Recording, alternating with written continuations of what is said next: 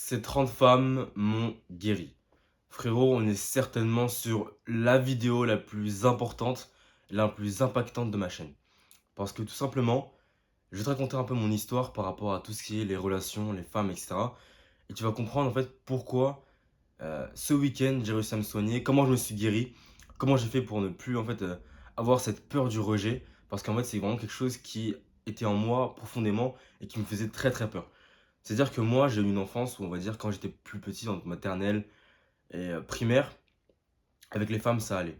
Ça allait très bien, comme tous les jeunes, tu vois? J'étais mignon, intelligent, donc avec les filles, ça allait parce que j'avais confiance en moi et en fait, arrivé au collège et au lycée, c'est là où littéralement ma confiance en moi, elle a commencé à se détruire.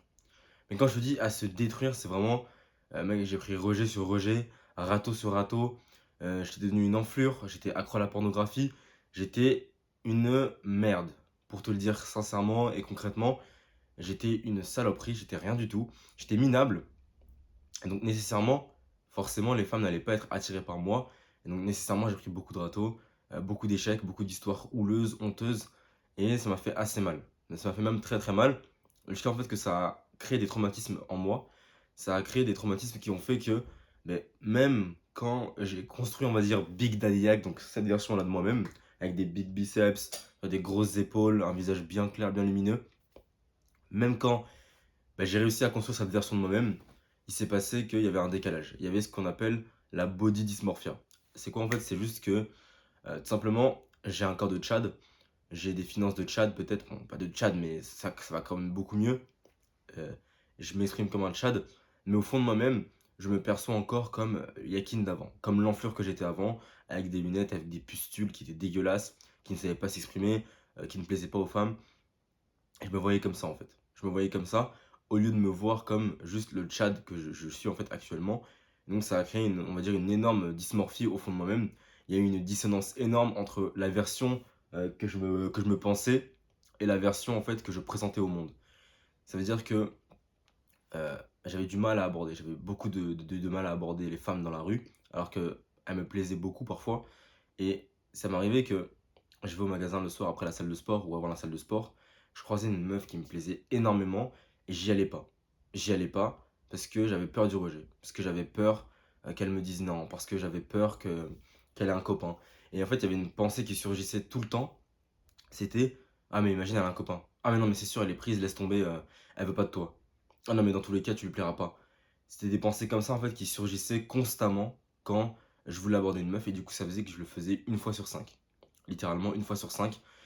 Et donc nécessairement j'ai eu aucun résultat par rapport à ça. Nécessairement ça a été compliqué et au fond de moi en fait je sentais que c'était pas authentique. Parce que ok j'arrivais à gérer des meufs de temps en temps par-ci par-là, mais c'était pas authentique parce que je les gérais pas comme je le voulais, tu vois. Moi je veux réussir à être capable de partir en instant date avec une femme dans la rue parce que on aura créé une connexion. De pouvoir avoir l'Instagram d'une femme, lui parler, la revoir parce qu'on aura créé une connexion. Et ça en fait c'est avoir le choix. Donc comment j'ai fait pour résoudre ce problème-là? Mec, c'est très simple. C'est très simple. J'ai eu une discussion avec Tristan. Tristan, si tu vois cette vidéo, merci à toi. Et j'ai eu cette discussion avec lui en janvier. Et on était à table dans un restaurant magnifique d'ailleurs. Et il me disait, écoute-moi, si tu veux te soigner, le seul moyen de le faire, c'est par l'action. Donc si tu veux soigner ta peur du rejet, tu veux soigner tes douleurs par rapport aux femmes, par rapport à la sexualité, par rapport à tout ce qui s'est passé quand tu étais plus jeune, c'est très simple. Il faut que tu ailles prendre des rejets. Il faut que tu ailles aborder. Il faut que tu te soignes de manière active. Donc à ce moment-là, on va dire, je ne l'ai pas écouté à 100%. J'ai entendu, j'ai compris, mais j'ai pas appliqué. J'ai appliqué, mais très très peu. Ah, trop peu en fait, beaucoup trop peu. Et donc récemment, depuis 3 semaines, toutes les semaines, on va dire, je fais une petite session abordage avec mes potes. Et au début, c'était pas très concluant. Donc là, qu'est-ce qui s'est passé ce week-end? Il y a Angelo. Angelo, si tu vois cette vidéo, double biceps pour toi. Merci, tu as beaucoup contribué à cette évolution. Et donc, on s'est vu, et on a vu avec Jacob, Paco, etc. J'ai vu aussi Lucas. Si vous passez par là, les gars, gros gros gros cœur sur vous. Et en fait, ce qui s'est passé tout simplement, c'est que on a passé 2 jours à faire full session abordage.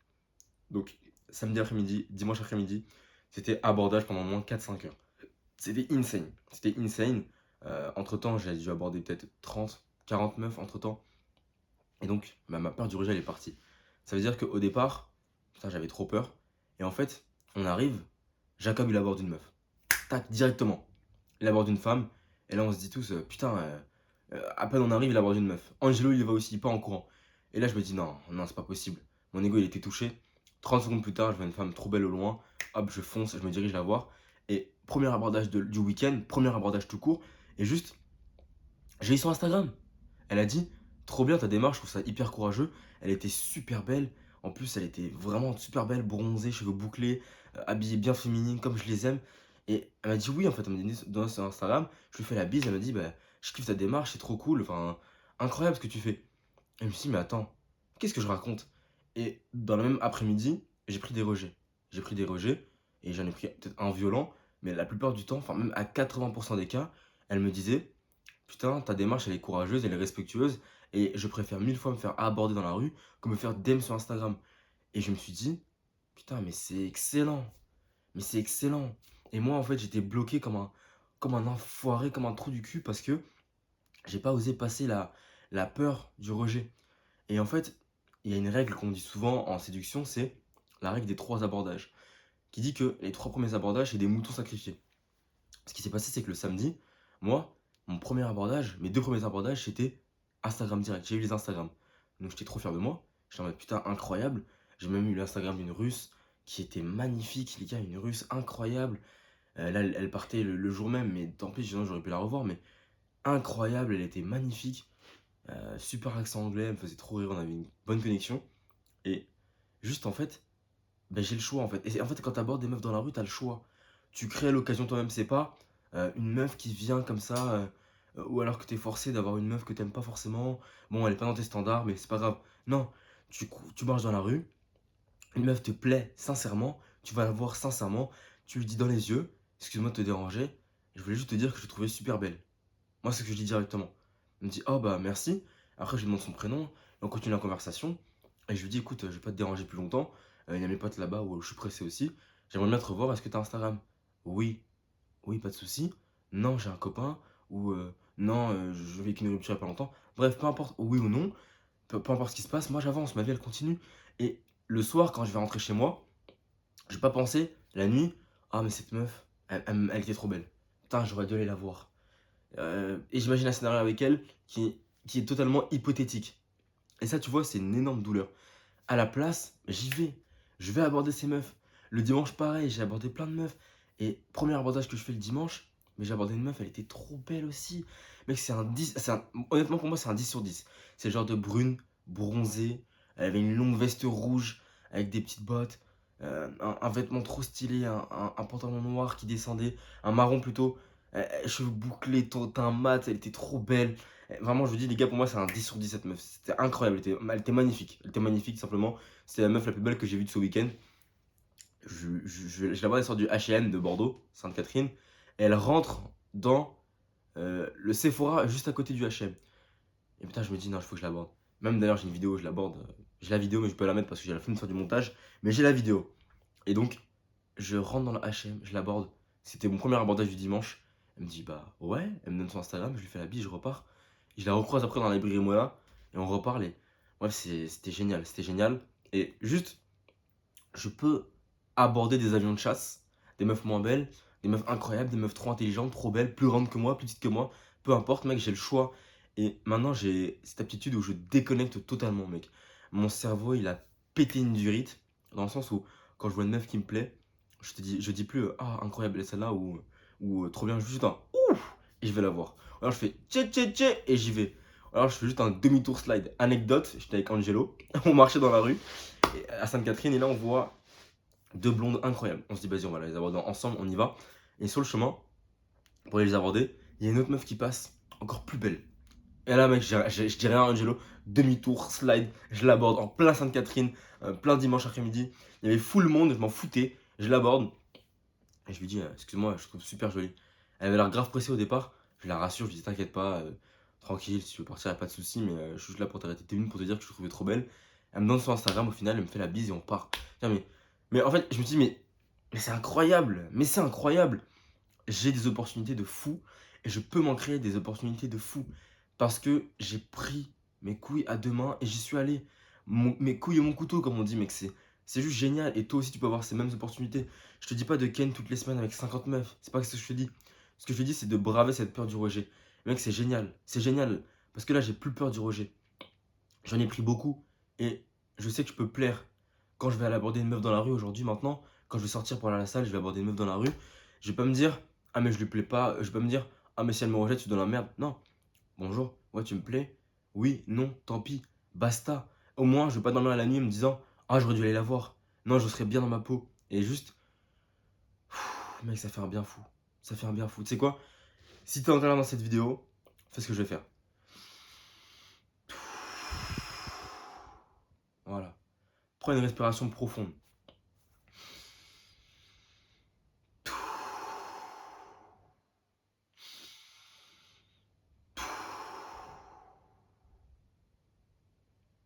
Ouais, ouais. Je peux me créer des opportunités.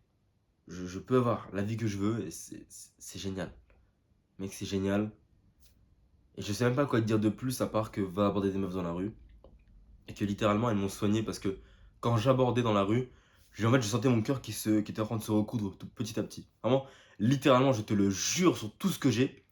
Je sentais comme si mon cœur, il se soignait, genre. Comme si j'avais une épine qui s'enlevait, une douleur qui partait.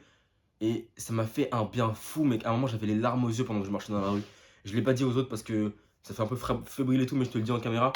À un moment, j'avais les larmes aux yeux en marchant le samedi après-midi parce que je sentais que j'allais mieux. J'avais les larmes aux yeux, mec. Là, je les ai encore. Peut-être que tu vois pas, mais mec, je sentais que je me soignais. En fait, c'était profond. C'était putain de profond. Et j'avais les larmes aux yeux. Je me disais, mais incroyable, mec. Toute cette douleur que j'avais depuis des mois, des années. Je me soigne. Je prenais des rejets, j'étais content. Mais je me soigne vraiment, genre. Et parce que récemment, j'étais pas prêt dans une relation. Je pouvais pas m'engager avec quelqu'un parce que j'avais mal. J'avais mal encore. Mec, j'ai mal encore. Et même aujourd'hui, tu vois, j'ai encore un tout petit peu mal. C'est beaucoup moins qu'il y a 2 jours. Mais mec, il y a 2 jours, j'avais une douleur immense. Quand j'y pensais la nuit, j'avais envie de me trucider. Mec, c'était horrible. Et peut-être que tu dis, mais c'est ridicule, qu'est-ce que tu me racontes? T'es Big Daddy Hack, mec. Ouais, mais chacun a ses douleurs. Et cette douleur-là, pour moi, elle était énorme. Elle était énorme. Et je sentais que je la soignais, j'avais les larmes aux yeux, j'étais en mode incroyable. Je pleure pas parce que j'ai pas pleuré depuis que j'ai 14 ans, mais j'avais vraiment un apaisement, un soulagement, mec. J'ai respiré, j'ai fait putain, let's go. Je sentais que j'arrêtais de me noyer, je sortais de l'eau petit à petit, je voyais la surface, je voyais la lumière, je me disais, mais je me soigne et ça va mieux. Genre, je recolle avec l'image que je renvoie aux gens. Et ça, c'est juste génial. C'est juste génial. Donc, va aborder des femmes dans la rue si jamais t'as la peur du rejet, si jamais t'as cette douleur en toi. Écoute, moi je te poste cette vidéo tout de suite. Il est quelle heure? Quelle heure est-il, mec? Il est 16h08. Dans 50 minutes, j'ai un coaching avec Fauzi. Fauzi, si tu vois cette vidéo, on se retrouve tout de suite, frérot. Et mec, c'est juste génial. D'ailleurs, j'ai un séminaire le 20-21 avril à Toulouse. Attends, je vais regarder si la caméra filme toujours. Ouais, ça filme toujours parce que la dernière fois, ça m'a fait ça. Ça avait arrêté de filmer, donc ça m'avait foutu un peu la haine. D'ailleurs, je disais donc que j'ai un séminaire le 20-21 avril à Toulouse. Et que ce jour-là, je vais leur montrer c'est quoi la compétence de débrancher son cerveau et d'aller aborder des meufs dans la rue. Parce que cette compétence, elle est géniale. Elle est géniale. Et moi, j'ai un objectif qui est clair, c'est de 3 dates par semaine, en tout cas en période estivale. 3 dates par semaine, rien à foutre. Je m'arrange comme je peux, mais je veux 3 dates par semaine. Parce que c'est ça la vision que je veux de moi, en fait. Ma vision à moi, tu vois, plus tard, c'est le mec qui arrive à avoir des dates quand il a envie, avec des femmes qu'il a choisies, qu'il aime, qui crée une connexion, en fait, avec ces femmes-là. Et un mec qui génère de l'argent toutes les semaines, un mec qui travaille sur son business, qui fait 10 séances de sport par semaine, tu vois. C'est ma vision de cet homme-là que je veux être. Donc, mais j'ai un minima maintenant, et mes standards, ils ont augmenté. Et même, autre chose, grâce à cette session d'abordage, j'ai découvert en fait c'était quoi mon type de meuf. J'ai découvert c'était quoi. J'ai découvert que j'adorais les meufs, en fait, de plusieurs types, parce que j'ai grandi avec beaucoup de meufs de plusieurs types. Donc moi, j'ai une grande ouverture par rapport à ça. J'ai découvert que j'aime bien les meufs bronzées, cheveux bouclés. Bronzés un peu, cheveux bouclés.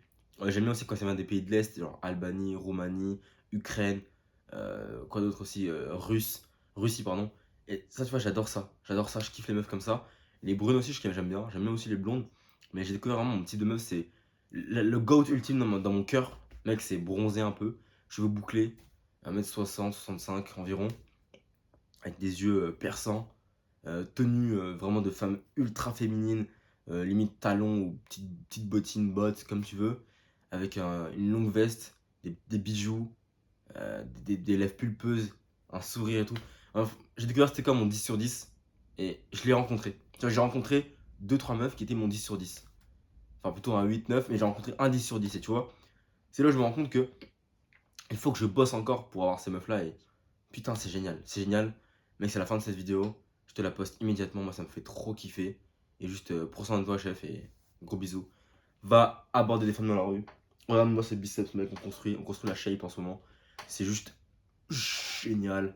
Si t'es encore là dans cette vidéo, commente 10 sur 10. Commente 10 sur 10. Trouve un moyen de commenter 10 sur 10. Et c'est génial. Va aborder des femmes dans la rue. Et moi, je continue à développer ces skills. D'ailleurs, le 3 ou 5 mai, je suis avec Tristan à Nice pour justement augmenter ces skills. Donc, ça va être génial. Prends soin de toi. Gros bisous.